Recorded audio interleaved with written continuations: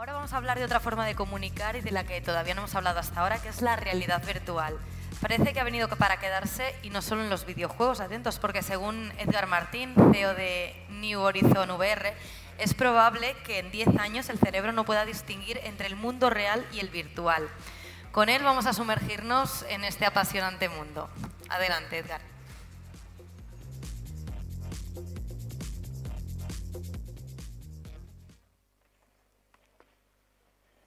Muy buenas.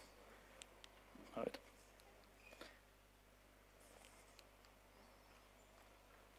Bueno, pues me gusta empezar con esta imagen porque, no sé si, bueno, supongo que conoceréis esta película, que es Mary Poppins, esta escena en la que dibujan un cuadro en el suelo y de repente los niños y Mary Poppins se meten dentro de ese mundo y pasean, ¿vale? Pues esto es lo que se ha conseguido, ¿vale? Básicamente la realidad virtual no es una gafa, no es un gadget, sino que es un nuevo mundo en el que tú puedes entrar, andar y descubrir cosas nuevas. Es un poco lo que nos trae. Entonces, voy a ir muy rápido porque es mucha información que ha ocurrido en muy poco tiempo. Esto 19, lo que era el propio concepto de visión estéreo. ¿Vale? Si os fijáis, es muy parecido a las gafas que tenemos ahora en el mercado. Y esto, bueno, ya existía hace muchísimos años. Y en los 80 se intentó lanzar, ¿vale? Fue una época en la que sí que había un concepto de gafa. Se hicieron algunos experimentos, pero no llegó a cuajar, evidentemente, por un lado, por la calidad que tenía, no era la buena, y luego, por otro lado, también por precio, ¿vale? Era algo muy, muy caro y entonces no estaba adaptado a los consumidores, digamos. Entonces se quedó en lo que llamamos tecnologías de pasado-futuro, ¿vale? Que son tecnologías que nunca llegan a cuajar por algo, no se sabe muy bien si es porque son demasiado anticipatorias, como le pasó hace poco a Google Glass, ¿vale? Que ahora veréis al final de la presentación dónde ha terminado eso. Entonces, bueno, se quedan en películas y se queda un poco como en un mundo en el que nos gustaría estar, pero que no es el momento. Hasta que ocurre esto, hace un año y medio más o menos, o por ahí, aparece este chaval de 20 años que se llama Palmer Luckey, que es pues el típico friki de California con garaje, o sea, la típica historia, que lo que tenía no era un gran ingeniero, no era un gran programador, no era nada, lo único que tenía era sentido común, ¿vale? Y eso es lo mejor que existe, porque lo que hizo fue utilizar varias ideas que ya existían en el mercado, como la estereoscopía del siglo XIX, y otro elemento, que es el clave de la VR, que es el acelerómetro y el oscilómetro de los móviles. Que no sé si lo habéis visto, es el típico juego que pones una pelotita de acero y tú haces así y lo mueves, ¿vale? Pues eso está captando cualquier mínimo movimiento del teléfono y lo está transmitiendo en tiempo real al teléfono, ¿vale? Pues entonces, lo que hizo fue situar ese teléfono en la gafa y el movimiento de tu cabeza lo está traqueando con ese componente que ya existía. Al juntar estos tres elementos, creó Oculus. Oculus era un prototipo que puso en Kickstarter y recibió 2,5 millones de dólares en 3 días, por tener sentido común, ¿vale? Era la única cosa. Cuando él lo explicaba, era como, hey, tienes razón, o sea, realmente esto que está contando no es humo, o sea, puede funcionar. Entonces, bueno, aquí empieza a ocurrir un revulsivo, que para mí esto es el detonante absoluto de la realidad virtual de lo que está ocurriendo, que esto lo sabe muy poca gente, fue esto, que cuando él creó ese prototipo, lo primero que vinieron fueron las grandes marcas a comprárselo, ¿vale? Porque eso es muy habitual, ¿no? Te compro la patente, lo bloqueo y de repente la realidad virtual va a ocurrir en Sony o en Nintendo y todo el que quiera utilizarla tiene que pagarme. Él dijo que no, ¿vale? Porque él sabía que lo que había inventado era mucho más grande que incluso la propia Sony o Microsoft, etcétera.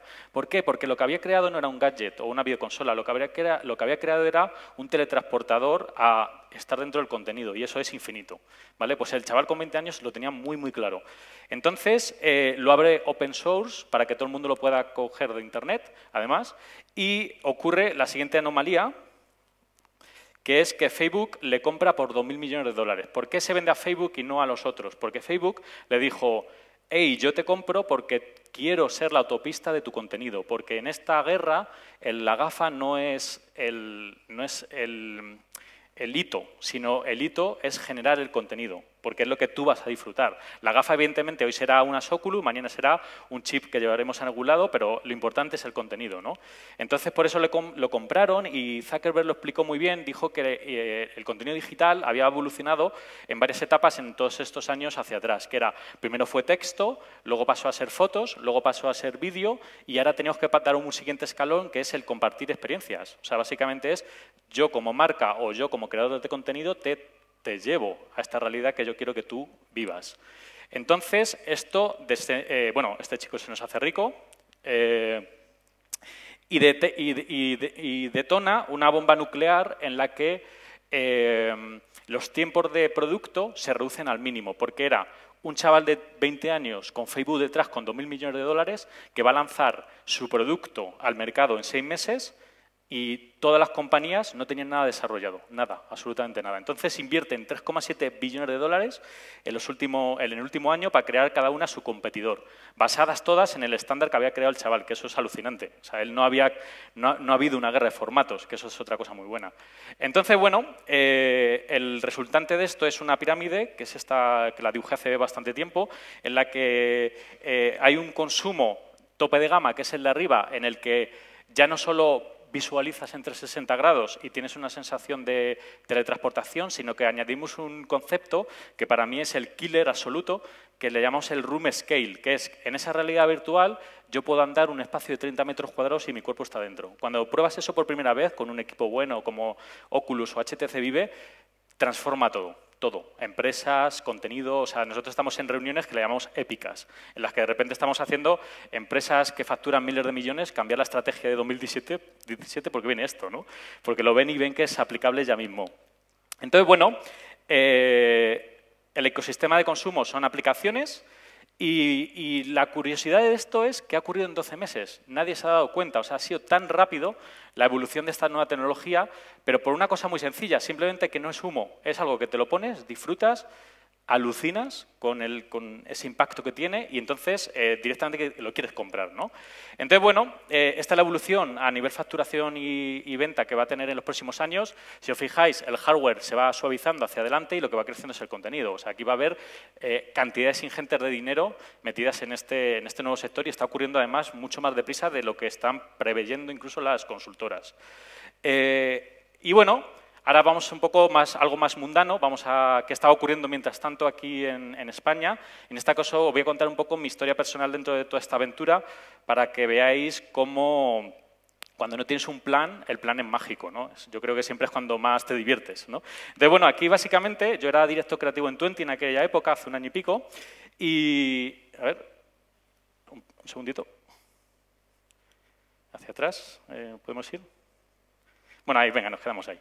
Entonces, yo recibí ese kit de desarrollo, ese primer prototipo que desarrolló Palmer, y cuando lo recibo fue un impacto brutal para mí. ¿Por qué? Porque yo venía de un montón de mundos, yo había trabajado en publicidad, en aplicaciones móviles, en diseño, en creación de contenido, en videojuegos, incluso en parques temáticos, con gente de Disney. O sea, venía de un montón de mundos que muchas veces yo me sentía como un poco aislado, ¿no? Decía, yo que soy un bicho raro porque he estado en tantos sectores que realmente no soy un especialista en uno, ¿no? Y de repente cuando me puse esa gafa, ese prototipo, que todavía tenía muchas carencias, lo que me alucinó de todo, sobre todo, era no solo lo visual, que era como, vale, es volumétrico, es todo 360 grados, sino que de repente mi cuerpo empezaba a tener sensaciones como el vértigo, como la velocidad, como de repente me asustaba por 10 en una cosa de terror. De repente el chip que cambió en mí es, joder, o sea, estamos ante un comunicador perfecto. Porque de repente estás llevando a un espectador a un entorno que tú controlas y en el que ya no juegas solo con la parte visual, sino que estás jugando con un escenario que le afecta y que él lo acepta como algo real, físico. Eso es alucinante, ¿no? Entonces, lo siguiente que... A ver, seguimos. A ver, un segundito. A ver. Ahí. Lo siguiente que me pregunté es cómo crear contenido, ¿vale? De este nuevo formato. Entonces, ¿qué ocurre? Que en aquel entonces, cuando todavía no lo había comprado Facebook, no había nada. No había foros, no había YouTube explicándote el cómo crear este contenido, etcétera. Realmente tenías una sensación bastante extraña de, digamos, de soledad, ¿no? un silencio absoluto, ¿no? Yo lo llamo como el desierto, ¿no? Entonces, bueno, ocurrió una cosa muy divertida, que fue esta un poco la que me indicó que iba en el buen camino, que era que cuando yo recibí ese kit de desarrollo, empecé a crear contenido y de repente me di cuenta que tenía errores de escala, ¿vale? Y entonces lo comuniqué en Twitter y Facebook, o sea, que digan los de Oculus, me agregaron a LinkedIn y modificaron el propio prototipo porque tenía razón, ¿no? En esas pruebas que yo había estado haciendo. Creé mi primera demo, que fue Ten Travelers, que lo que hice fue llevar a la gente a Egipto, ¿no? Entonces era alucinante porque la gente se volvía muy, muy loca, ¿no? O sea, incluso los youtubers subían vídeos metiéndose en mi experiencia y cómo visitaban Egipto y cada uno lo interpretaba a su manera. Era un poco un test, ¿no?, que yo hacía. Este es el día, esta foto, tal cual, en el que de repente, tras haber experimentado durante un año cómo crear ese contenido, ya me fui a Seba Muriel, al CEO de Twenty, y le dije, hey tío, ¿te acuerdas de aquella ola que te hablaba de la realidad virtual en la que estoy metido? Digo, pues ya está aquí, o sea, ya me tengo que lanzar porque lo noto que está llegando. De alguna forma, o sea, era como instintivo. Tenía un puesto, buen sueldo, tenía todo, pero realmente era o lo pillo o me arrepentiría toda mi vida, ¿no? Entonces me dejaron un despacho de 30 metros cuadrados ahí en Twenty para que hiciera mis experimentos y trabajaba un poquito en Twenty y un poquito en mis experimentos nuevos, ¿no? Eso fue un gran paso que hizo Sebas y vamos, estaré siempre agradecido. Bueno, aquí fueron los primeros proyectos que eran para marcas, pero sobre todo me gustaría ahora ir directamente a los que afectan más a vídeo, ¿vale? Que estos son, por ejemplo, pues eran todos, los primeros proyectos eran noticia internacional, ¿no? Porque éramos los primeros siempre, yo qué sé, en crear un spot de televisión, un spot de realidad virtual, etcétera, ¿no?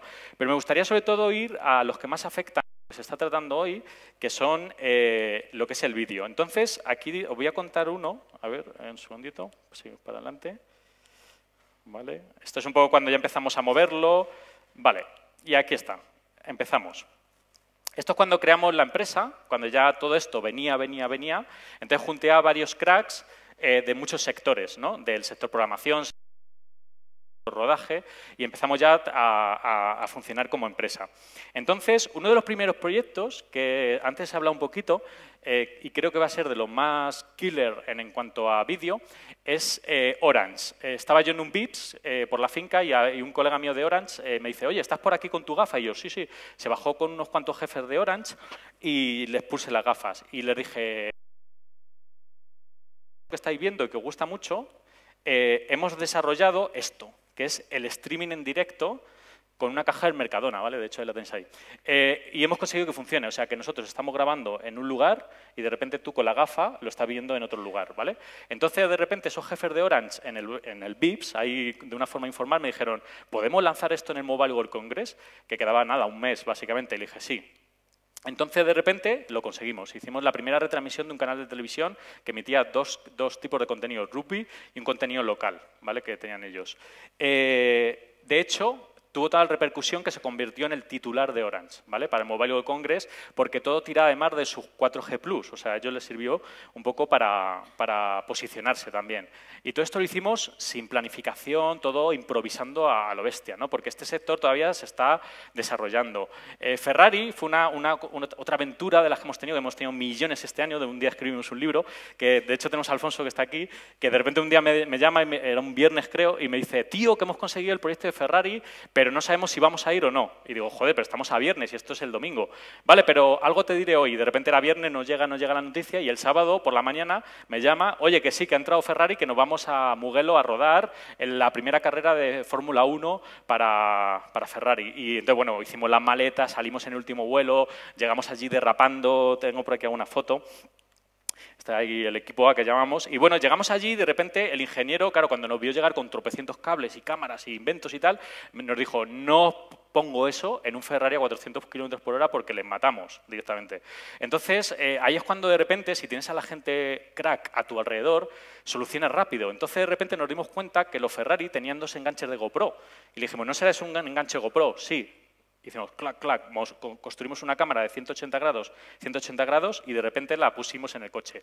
La taladraron, vieron que eso era duro, o sea que estaba fuerte para aguantar esa fuerza G, y conseguimos grabar el Mundial de Ferrari a Raikkonen y a Vettel, y además con una chulería que es que uno de ellos hizo un derrape 360 grados cuando llegó al final, ¿no? Entonces esto lo lanzamos en YouTube, cuando justo se acaba de habilitar YouTube, y conseguimos 1,5 millones de visitas en una semana, ¿vale? Entonces ese día yo lo que dije es, esto ya ha pasado de nivel, o sea, ya no es algo marginal, ya no somos 4 frikis que estuvimos en ese día cero, sino que estamos viendo una masificación, ¿no? en torno a un contenido. ¿Pero por qué? Porque es Raikkonen, al tío que tienes delante de ti, ¿vale?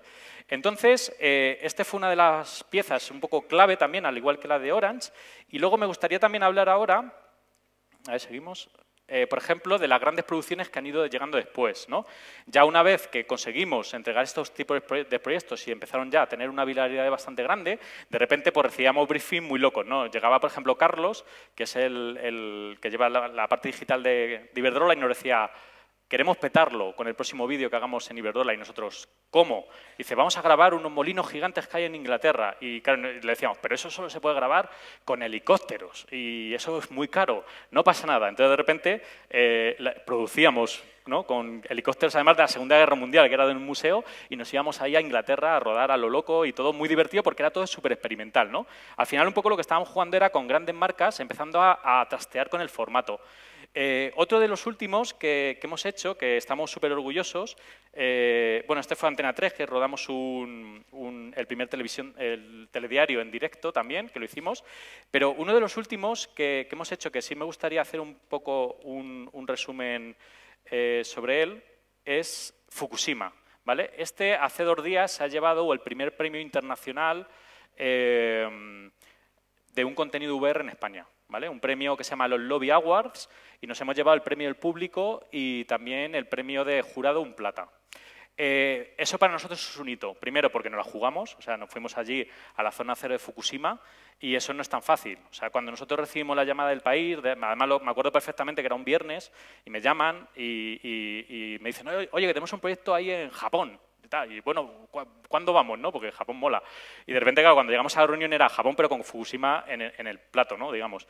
Y claro, ahí recuerdo perfectamente la escena en la que de repente nos miramos los de New Horizon y nos miramos como diciendo, ¿qué hacemos, tíos? Tenemos la oportunidad de grabar algo único que nunca nadie va a visitar en cientos de años porque está contaminado, o echarnos para atrás. Entonces nos fuimos, ¿no? Y estuvimos allí y, bueno, fue toda una aventura, ¿no? O sea, estuvimos con Greenpeace, estuvimos recorriendo la zona cero de Fukushima, rodando en inmersivo todo eso para que la gente pudiera ver qué ha ocurrido. Veíamos los cementerios de cómo quemaban la tierra, ¿no?, y cómo estaban engañando realmente a la gente, ¿no?, de lo que está ocurriendo allí.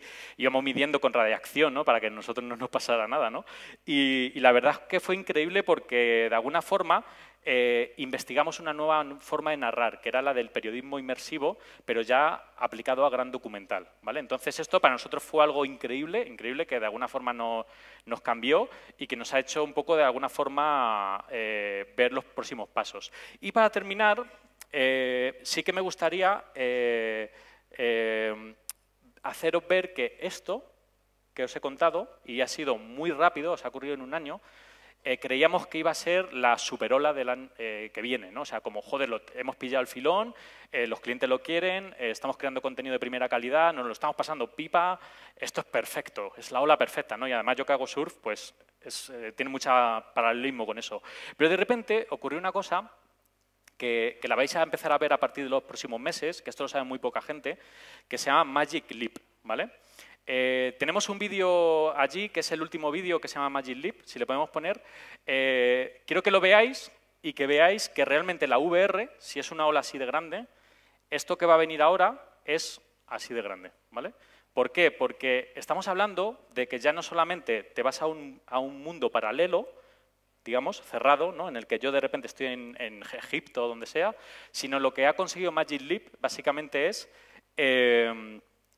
mezclar mundo real, o sea, yo estoy aquí ahora mismo en este escenario y de repente me pongo una gafa que será tipo Ray-Ban y aquí de repente puede estar R2D2, ¿vale? O sea, y físicamente, o sea, que está aquí plasmado contra el suelo, digamos, ¿no? Y si yo me voy moviendo, él está aquí, ¿vale? Siempre está aquí. Pero si yo de repente tengo aquí un muro y dejo de verlo, le dejo de ver, ¿vale? Eso es realidad mixta. Y eso hay una empresa que se llama Magic Leap, que ha levantado 1,5 billones de dólares para desarrollar el producto que ya tienen y que se lanza el año que viene. Entonces, cuando vimos eso el otro día, porque ha ocurrido hace muy poco, de repente nos hemos dado cuenta que viene una transformación del contenido, en el que ya el contenido no va a estar en pantallas, no va a estar en Internet, no vas a scrollear.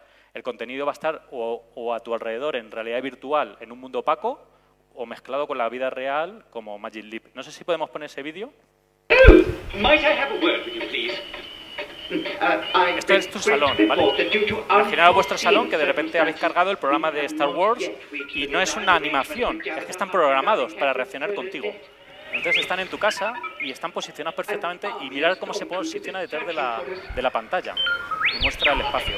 Vale, esto no es ciencia ficción, esto no es futuro, esto el director de marketing de HTC se ha pirado de HTC y se ha metido con esta gente y puso en Twitter: me voy porque esta gente lanza el año que viene.